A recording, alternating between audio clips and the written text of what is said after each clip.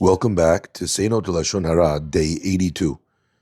This segment is sponsored by David and Monique Haddad in honor of their daughter, Victoria Bat Mazal.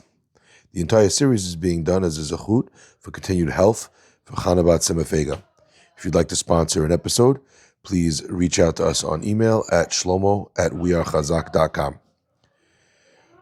We've learned that when a person wants to say over constructive Lashon Hara and they have fulfilled all the conditions that we said in the earlier class, i.e. the 7 conditions of litoelet, of constructive Lashon Hara, there still is a requirement that it needs to be said over in front of 3 people. And the reason for that is because if it's going to be for toelet, for constructive purpose, the people you're saying it to need to believe you. They need to believe that you're not saying this information privately to them, and you're scared that someone will find out that you've been saying these words or lying.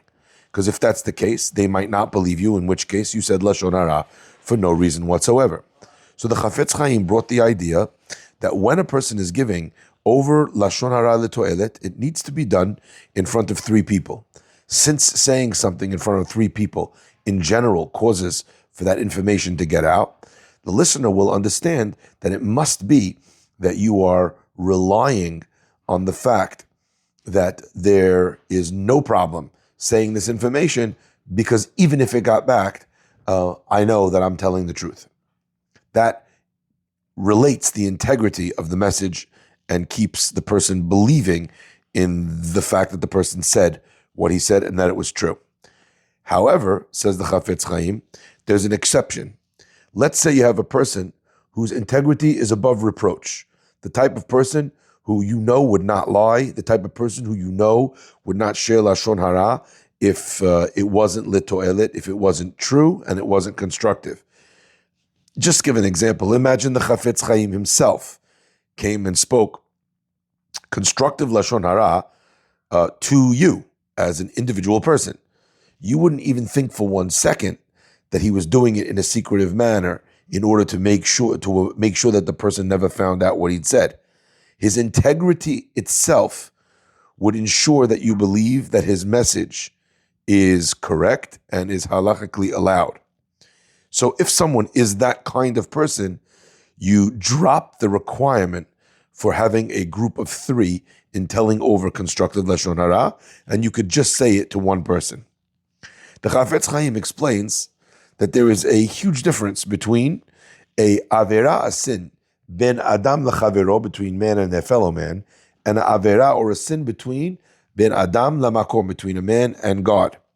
When it comes to a sin between man and fellow man, as we've explained, a person is able to follow these laws, l'to'elet, and then share the information, as we've said. However, when it comes to a sin which is ben adam lamakom, between man and God, obviously we're talking about where that information is being shared for a constructive purpose, not just for the sake of gossip. The only time you're allowed to share the information is if the person is doing that avera again and again and again, number 1, and number 2, that it's something that he knows that is wrong.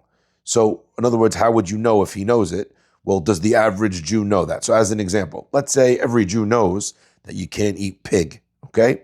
Now, I want to tell you constructively that this man eats pig. What would be the constructive element of sharing with you that someone eats non-kosher? That's just between him and God. How could that hurt you? Well, the answer is, what if that person is telling you, come eat in my house, everything's kosher? And you know for a fact that this guy eats pig. So there, it's constructive because you're saving him from eating in a non-kosher house where the guy is lying to him about his kashrut observance. So in a case where it's between man and God, the halacha is I have to not know not only that he once ate pig, but that that's something that he does consistently, so that I could know that that's still the case, number 1. And number 2, I have to know that he knows that it's a sin.